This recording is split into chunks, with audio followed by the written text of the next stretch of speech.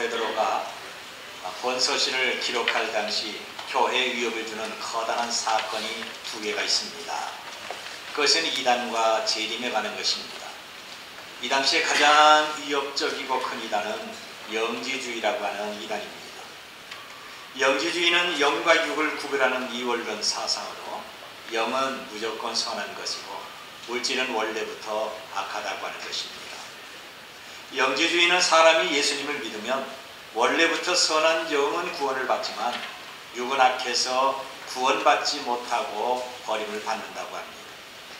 그래서 예수님을 믿고 성령으로 충만해도 영만 구원받지 육신은 구원을 받지 못하고 지옥에 들어간다는 것입니다. 영지주의단은 이렇게 영과 육을 완전히 둘로 구별했습니다. 이들은 보이지 않는 영만 구원을 받으며 보이는 모든 물질과 육신은 다 버림받는다고 가르치고 있습니다. 천국 가는 것은 영이지 육이 아니라고 하는 것입니다. 오늘 이 자리에서 예배하는 여러분은 이것을 어떻게 생각하십니까? 절대로 동의할 수가 없습니다. 우리는 영과 육이 다 구원을 받습니다. 영뿐 아니라 육도 신령한 몸으로 변화가 돼서 영원한 천국에서 영생의 복을 받는 것입니다.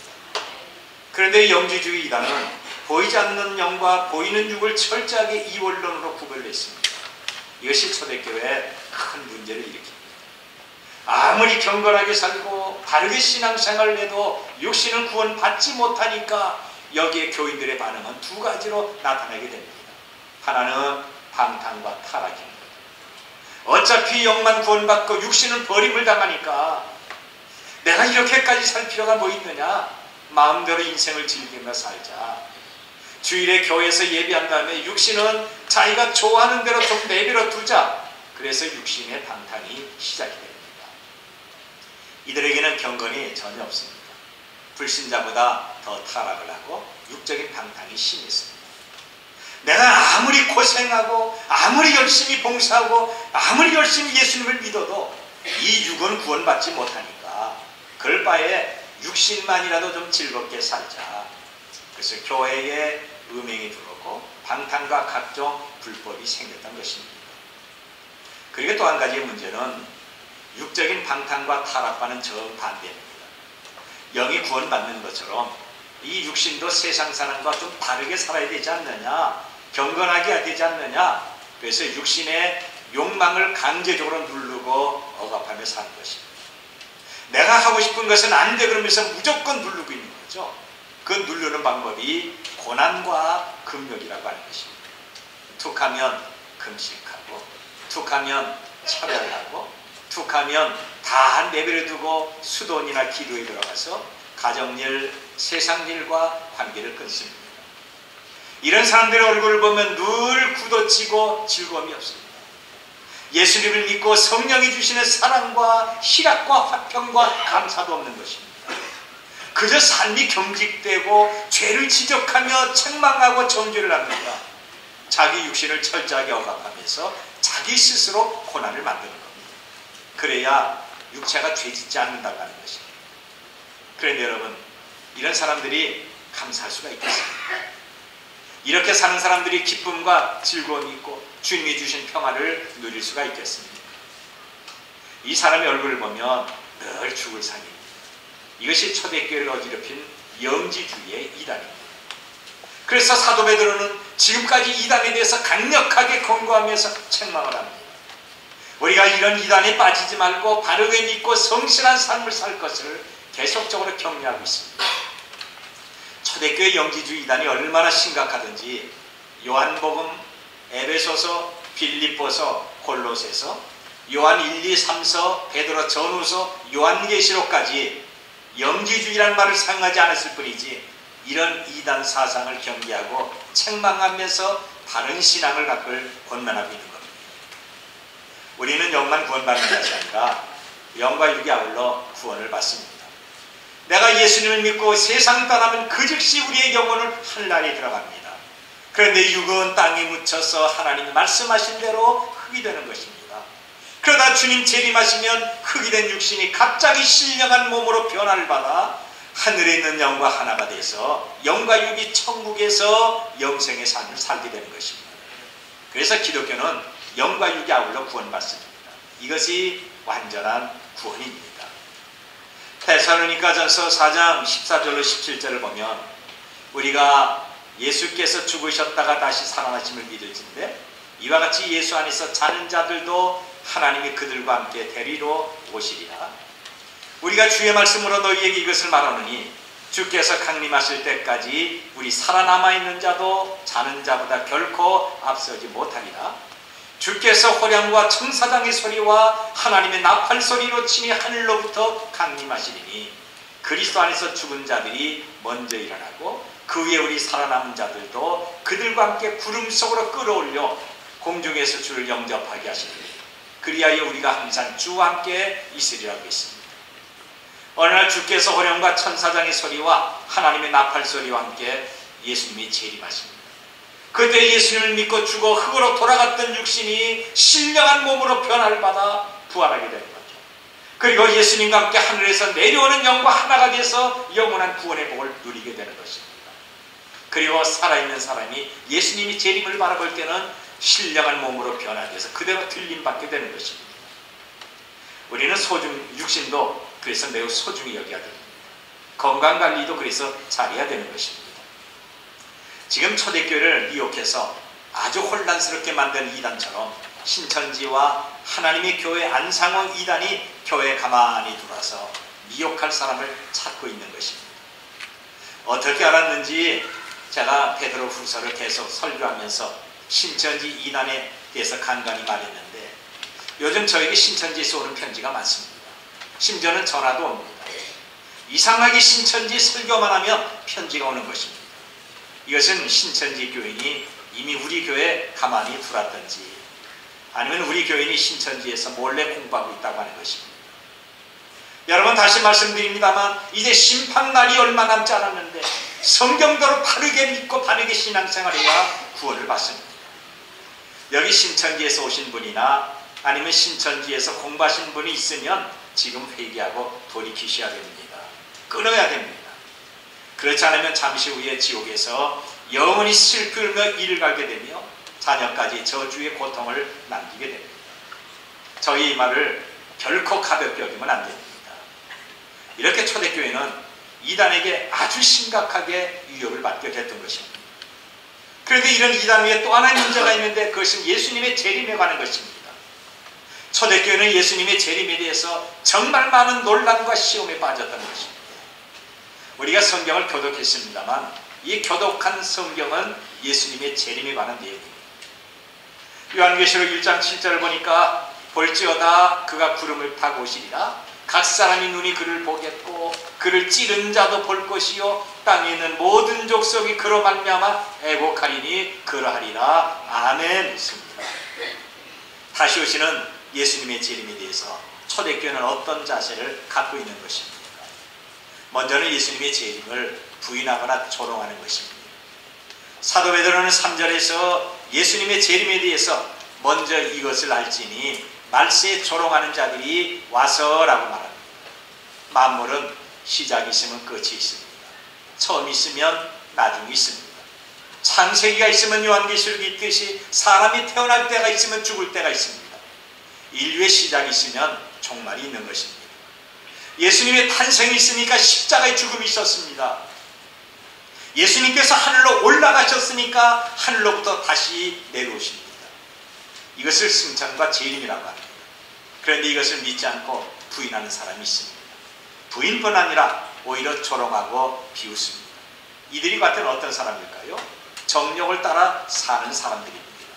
3절 보니까 먼저 이것을 알지니 말세에 조롱하는 들이 와서 자기의 정욕을 따라 행하며 조롱하여 라고 있습니다. 이들은 물론 하나님의 말씀을 따라 경건하게 사는 성도들과 반대가 되는 사람입니다.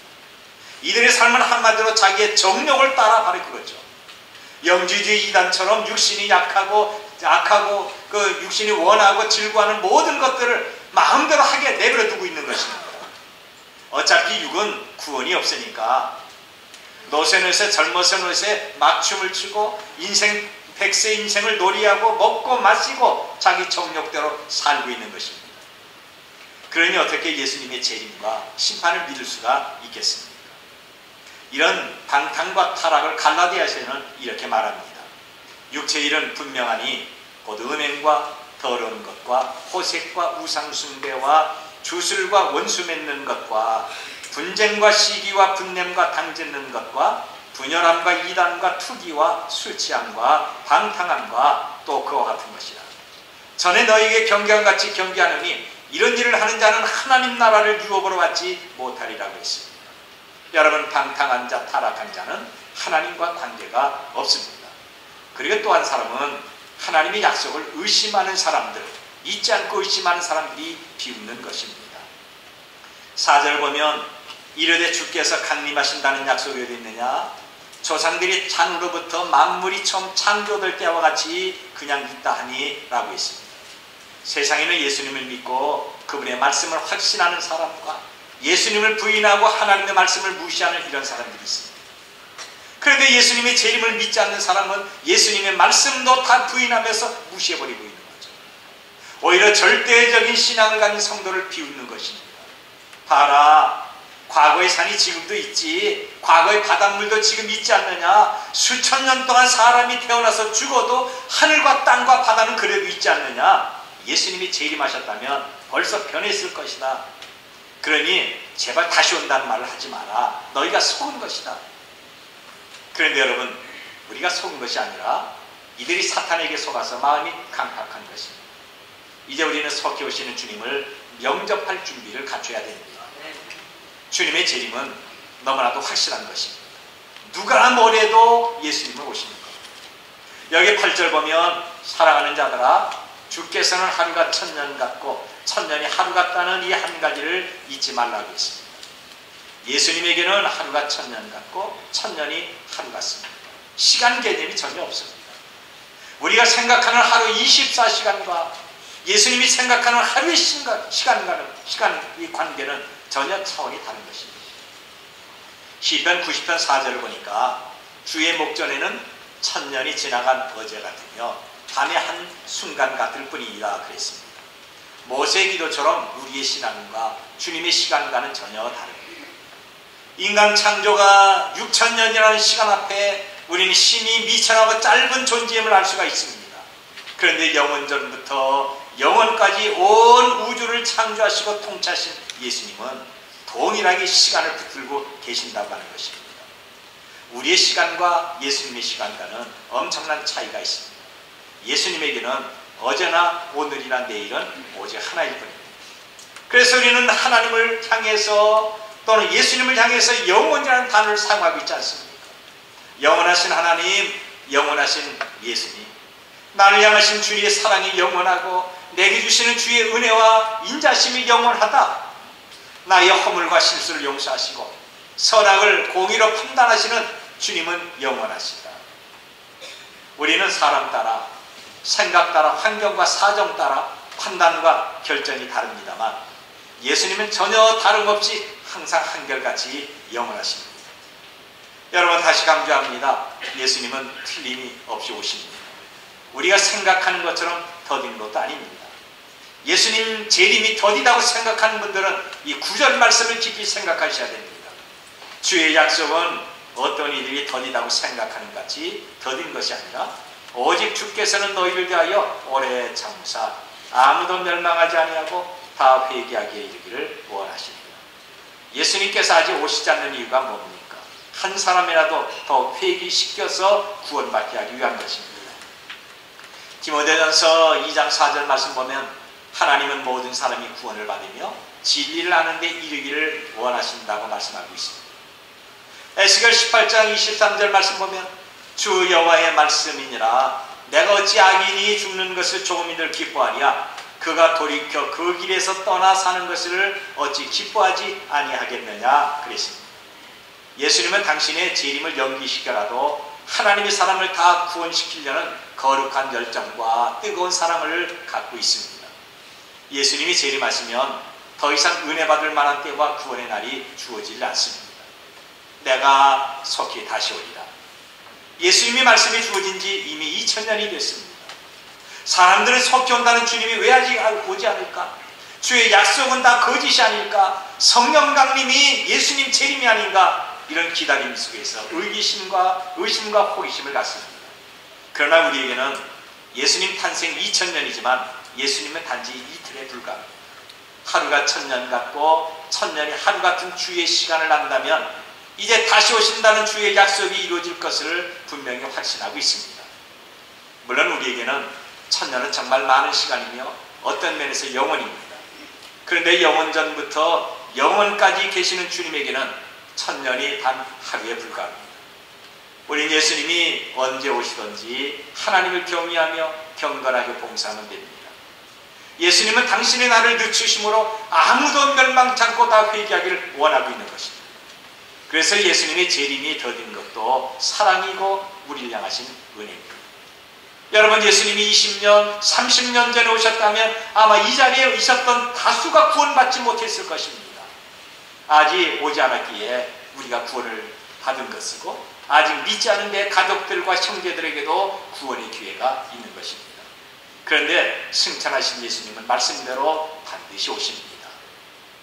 사도행전 1장 11절 보니까 갈릴리 사람들아 어찌하여 서서 하늘을 쳐다보느냐?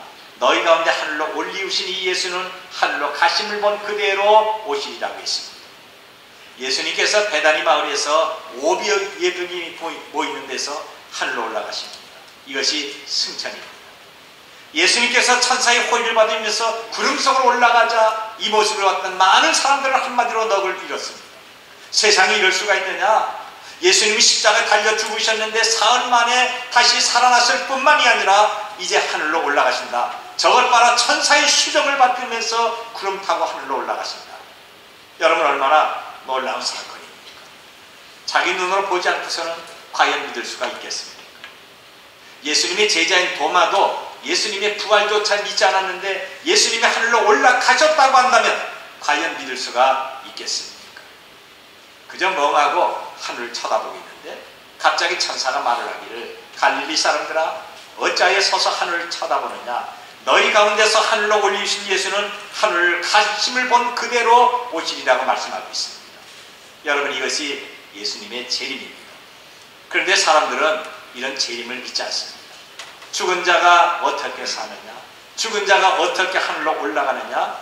괜히 우리가 기독교의 말씀에 속지 말자 그리고 비웃고 조롱을 하고 있는 것입니다.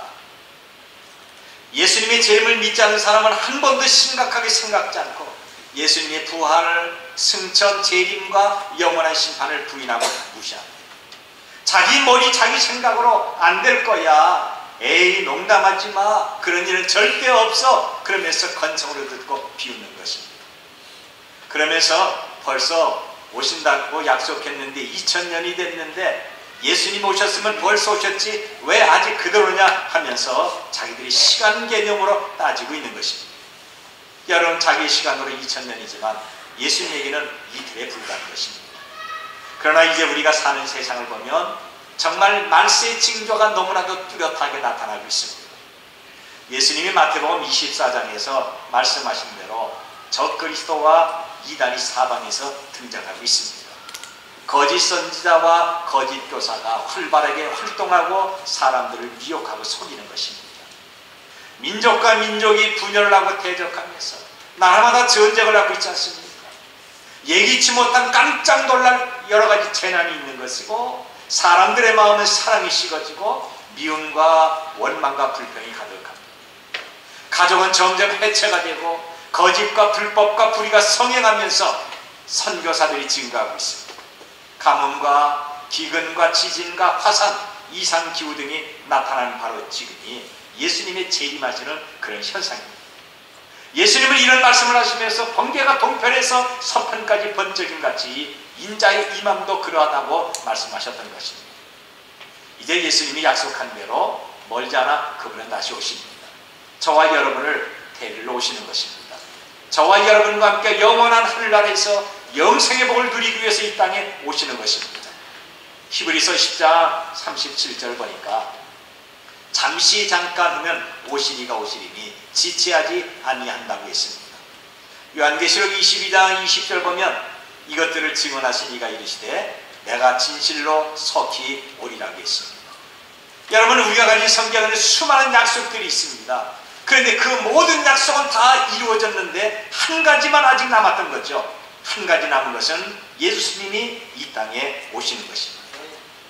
예수님이 나를 데리러 오십니다. 내가 믿음을 갖고 바르게 헌신하면 다시 오실 예수님을 기쁨으로 맞이할 수가 있다. 이런 재림신앙이 요한계시록의 중심 사상이고 기독교 개혁주의 신앙의 근본 정신이 되는 것입니다. 그래서 우리는 예수 그리스도의 재림에 대한 준비가 있어야 되고 예수님을 만날 간절한 소망이 있어야 됩니다. 이런 준비와 소망이 기독교 진리를 파수하고 유지할 뿐만이 아니라 전파하고 우리에게는 큰 힘이 되게 되는 것입니다. 예수님은 다시 오십니다. 모든 사람들이 볼 수 있게끔 오시는 것입니다. 계시록 1장 7절 보면 볼지어다 그가 구름 타고 오시리라. 각 사람이 눈이 그를 보겠고 찌른 자도 볼 것이요 땅에 있는 모든 족속이 그로 말미암아 애곡하리니 그러하리라. 아멘. 그랬습니다. 요한복음 14장 2절과 3절 말씀 보면 내 아버지 집에 거할 곳이 많도다. 그렇지 않으면 너희에게 일렀으리라. 내가 너희를 위하여 그 어처를 예비하러 가느니 가서 너희를 위하여 그 어처를 예비하면 내가 다시 와서 너희를 내게로 영접하여 나 있는 곳에 너희도 있게 하리라고 했습니다. 다시 오시는 그분을 소망하며 끝까지 하나님을 경외하는 우리들이 되어야 될 것입니다. 그러면 예수님의 재림하는 모습은 과연 어떨까요? 어떤 모습으로 예수님이 오실까요? 예수님의 재림 모습은 크게 5가지로 나타나게 됩니다. 먼저는 인격적인 재림입니다. 여러분, 예수님은 아무런 감각이 없이 그냥 내려오는 것이 아닙니다. 승천하신 대로 다시 오신다고 하는 거죠. 히브리서 9장 28절 보니까 구원에 이르기 위하여 죄와 상관없이 자기를 바라는 자들에게 두 번째로 나타나신다고 했습니다. 어떤 사람은 예수님이 이미 재림하셨다고 합니다. 자기가 재림 예수라고 합니다. 어떤 교단에서는 예수님께서 인격적으로 재림하는 것이 아니라 영적인 재림이라고 하면서 오순절 성령 강림이 예수님 재림하신 거라고 말씀하고 있습니다.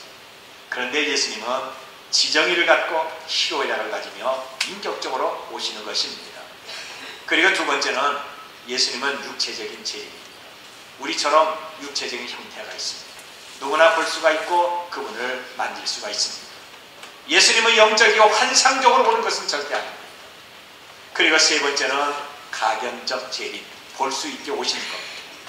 예수님이 육체를 갖고 오시니까 모든 사람들이 주님을 다 바라볼 수가 있다고 하는 것입니다. 어떤 느낌이 아닙니다. 소문으로 막연히 이럴 것이다 그런 것이 아닙니다. 저와 여러분의 눈으로 직접 볼 수가 있습니다. 마태복음 24장 30절 보니까 그들이 인자가 구름을 타고 능력과 큰 영광으로 오는 것을 보리라고 했습니다.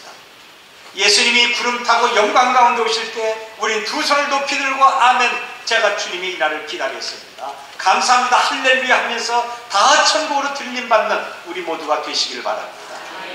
그리고 네 번째는 돌발적인 재림입니다. 예수님은 당신의 재림을 도둑과 번개로 비유하셨습니다.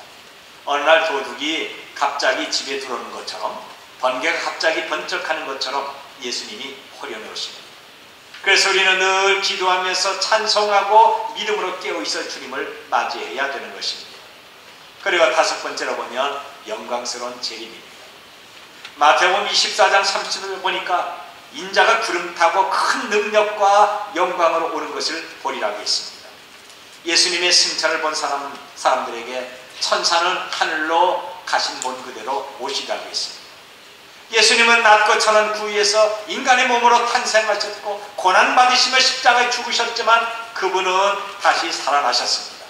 그리고 큰 능력과 영광으로 승천하셨습니다. 이제 그 능력과 영광으로 다시 이 땅에 오시게 될 것입니다. 어떤 아버지가 자기의 두 아들을 불러서 각각 회사를 맡기고 외국으로 장기 여행을 갔습니다. 지금까지 내가 이 회사를 이렇게 운영해왔다. 내가 없는 동안에 잠깐 너희에게 이 회사를 맡길 테니까 잘 운영을 해야 됩니다. 그리고 아버지의 경험 방침과 재무 구조와 인사 고가에 대해서 상세하게 설명한 후에 출국을 했습니다. 갑자기 회사의 사장이 된 큰아들은 속으로 생각하기를 이제 됐다. 이 회사는 내 마음이다. 내가 이 시간을 얼마나 기다렸는지 모른다. 그러면서 아버지의 경험방침, 재무구조, 인사고과를 무시해버리고 말았습니다. 아버지와 고락을 같이 했던 회사의 중력들을 대포 퇴직시키거나 인사이동을 시킵니다. 회사의 그 많은 돈은 자기 기분 따라 사용했던 것입니다. 젊은 사장이 하는 일에 간섭하고 말릴 직원은 아무도 없습니다. 말린다고 들을 아들이 아닙니다. 졸지에 사장이 된 아들은 정말 신이 났습니다. 이것이 인생의 전부구나, 이렇게 사는 것이 행복이구나, 그렇게 알았습니다. 그리고 아버지가 오지 않고 외국에서 오래 살거나 아니면 외국에서 죽기를 은근히 바랬던 것입니다. 그런데 아버지의 다른 회사를 맡은 둘째 아들은 회사를 맡을 때 겁이 바로 났고, 혹시 내가 실수해서 아버지에게 손해를 주면 어떻게 하나, 내가 잘못해서 아버지의 명예를 떨어뜨리면 어떻게 하나. 그래서 성실하며 조심하며 근면하게 일을 합니다. 직원들과 화목하며 협동합니다. 재무구조를 더 든든히 했습니다. 아들은 다시 오시는 아버지를 기다리면서 아버지 것을 소중하게 여겼던 것입니다. 그런데 몇 년 후에 아버지로부터 전화가 왔습니다. 얘들아, 내가 내일 모레 이틀 후에 인천공항에 도착한다. 그때 너희 둘 다 마중을 하라. 갑자기 아버지의 전화를 받은 두 아들은 표정이 다릅니다. 아버지 것을 자기 마음대로 하는 아들은 아버지가 오지 않기를 그렇게 원했던 것입니다.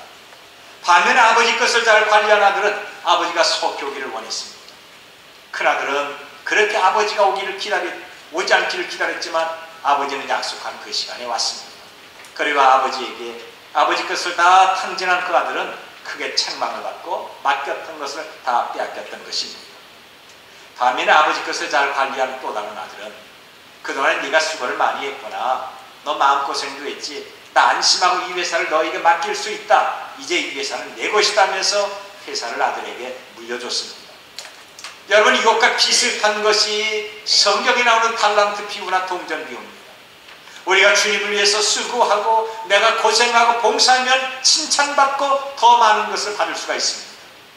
약삭 빠르게 움직이고 있어야 될 곳에서 빠지고 말만 하며 봉사하는 곳에 보이지 않고 잔머리 굴리는 사람들에게는 아무것도 없습니다. 심하게 책망받으며 있는 것마저 빼앗기게 되는 것입니다. 혹시 우리의 신앙이 이렇진 않습니까? 예수님은 지금 우리가 갖고 있는 것을 다 맡기시고 승천하셨습니다. 그러면 승천 직전에 내가 이것을 너에게 맡긴다. 네가 열심히 일하고 네가 열심히 봉사해서 나를 실망시키지 말라. 나는 너 믿는다. 내 믿음을 너는 스스로 지키고 복음과 교회를 위해서 열심히 한번 해봐라. 그러면서 승천하셨던 겁니다. 그런데 우리는 주님이 나에게 맡겨주신 것을 정말 잘 관리하고 있습니까? 내가 맡은 것을 오히려 훼손하고 오염시키고 있지 않습니까? 내 것처럼 사용하고 있지 않습니까? 성경은 말하기를 맡은 자에게 구할 것은 충성이라고 했습니다. 가정이나 또는 직장이나 학교를 무관심하게 버려두고 있지 않습니까? 내 신앙과 내 육체를 잘못 관리하고 있지 않습니까? 하나님이 내게 주신 이 교회와 그리고 내게 주신 물질과 재능을 과연 하나님의 마음에 맞게끔 관리하고 있습니까? 초등학생들이 성에 노출되고 조금만 어렵다고 그리고 힘들면 자살하거나 홧김에 지나가는 사람을 폭행하고 생명을 빼앗고 있습니다. 부부가 보험을 들고 탐욕에 젖어 서로 의심하다가 죽이는 경우가 있습니다. 자녀들이 보험금을 노려서 부모를 죽이기도 하고 부모가 어린 자녀를 폭행하며 죽입니다. 여러분, 이런 세상에 우리가 살고 있는 것입니다. 이제 예수님은 다시 오십니다. 그동안에 우리에게 맡긴 것을 다 달라고 하십니다. 잘 관리한 청지기에는 칭찬과 영원한 상급이 있습니다. 화면에 내 마음대로 말하고 내 생각대로 하고 내 마음대로 관리한 사람에게는 있는 것조차 빼앗기게 되는 것입니다. 우리는 예수님이 다시 오심을 늘 확신하면서 주님을 찬양하면서 하나님을 가까이 하다가 주님을 맞이하는 이런 복된 삶이 되시기를 바랍니다.